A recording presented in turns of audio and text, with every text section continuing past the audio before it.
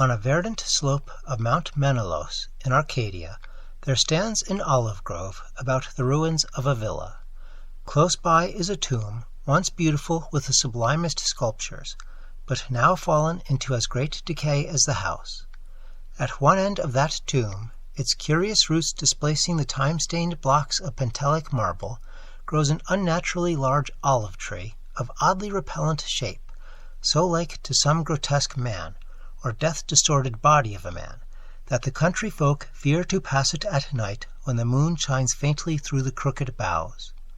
Mount Menelaus is a chosen haunt of dreaded Pan, whose queer companions are many, and simple swains believe that the tree must have some hideous kinship to these weird Panisci. But an old beekeeper who lives in the neighboring cottage told me a different story. Many years ago, when the hillside villa was new and resplendent, there dwelt within it the two sculptors Kallos and Musides. From Lydia to Neapolis the beauty of their work was praised, and none dared say that one excelled the other in skill. The Hermes of Kallos stood in a marble shrine in Corinth, and the palace of Musides surmounted a pillar in Athens near the Parthenon. All men paid homage to Kallos and Musides, and marveled that no shadow of artistic jealousy cooled the warmth of their brotherly friendship. But though Kallos and Musides dwelt in unbroken harmony, their natures were not alike. Whilst Musides revelled by night amidst the urban gaieties of Tegea, Kallos would remain at home, stealing away from the sight of his slaves into the cool recesses of the olive grove. There he would meditate upon the visions that filled his mind, and there devise the forms of beauty which later became immortal in breathing marble.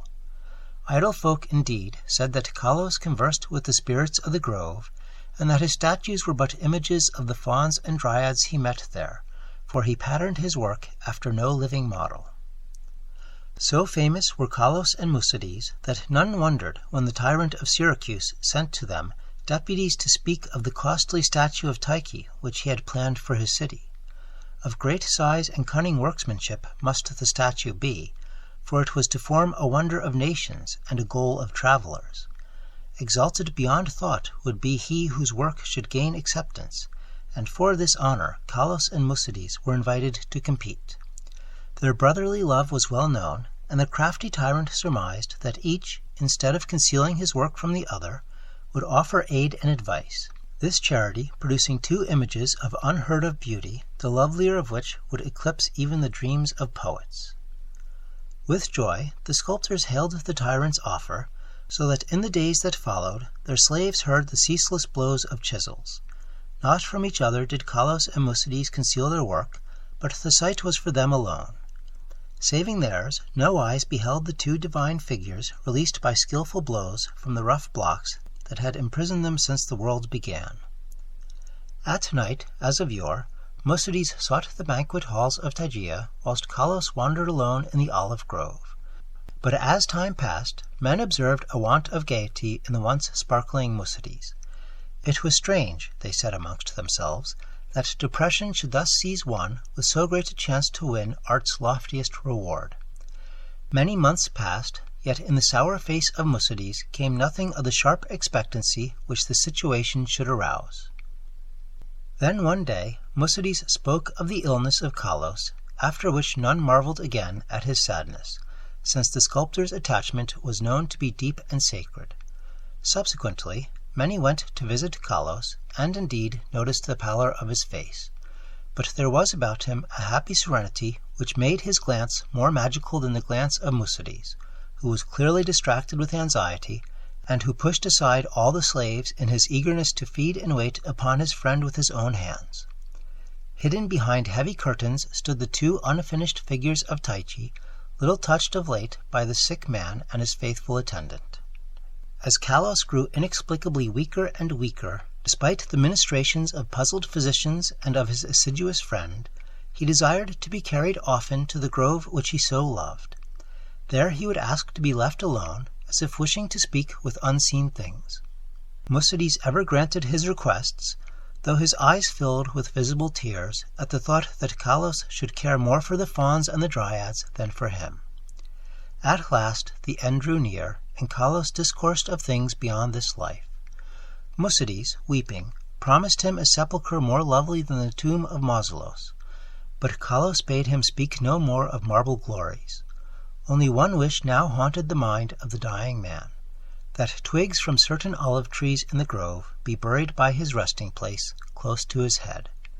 And one night, sitting alone in the darkness of the olive grove, Calos died. Beautiful beyond words was the marble sepulchre which stricken Musides carved for his beloved friend.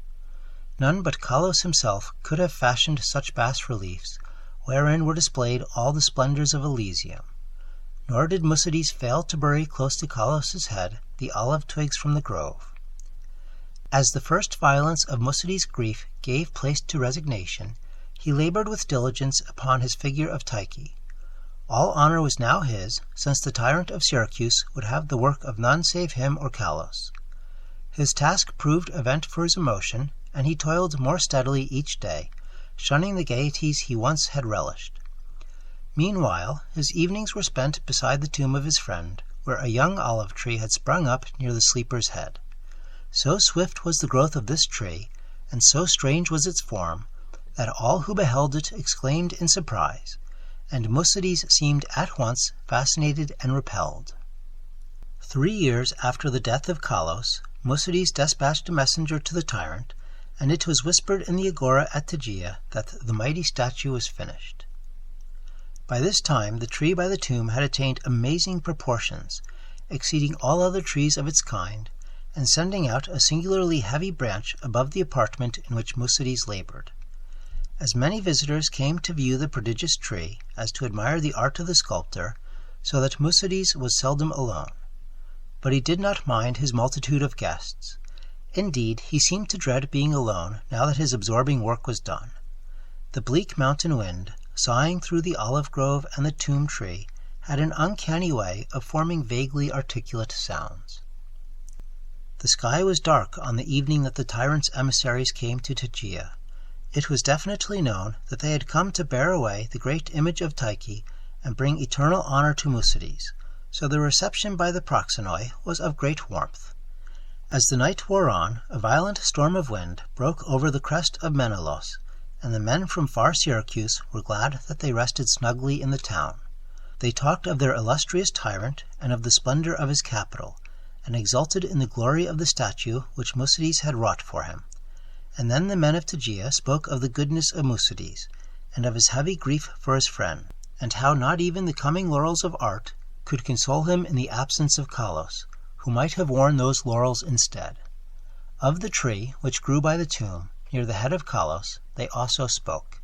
The wind shrieked more horribly, but both the Syracusans and the Arcadians prayed to Aiolos. In the sunshine of the morning, the proxenoi led the tyrant's messengers up the slope to the abode of the sculptor, but the night wind had done strange things. Slaves' cries ascended from a scene of desolation, and no more amidst the olive grove rose the gleaming colonnades of that vast hall wherein Musides had dreamed and toiled. Lone and shaken mourned the humble courts and the lower walls, for upon the sumptuous greater peristyle had fallen squarely the heavy overhanging bough of the strange new tree, reducing the stately poem in marble with odd completeness to a mound of unsightly ruins. Strangers and Tegeans stood aghast, looking from the wreckage to the great sinister tree whose aspect was so weirdly human, and whose roots reached so queerly into the sculpted sepulchre of Calos.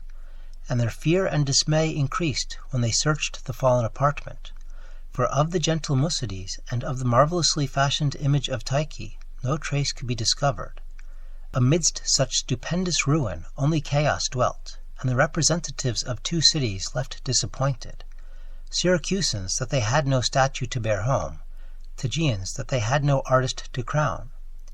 However, the Syracusans obtained after a while a very splendid statue in Athens, and the Tegeans consoled themselves by erecting in the agora a marble temple commemorating the gifts, virtues, and brotherly piety of Musides. But the olive grove still stands, as does the tree growing out of the tomb of Calos, and the old beekeeper told me that sometimes the boughs whisper to one another in the night wind, saying over and over again, "Oida, oida, I know, I know."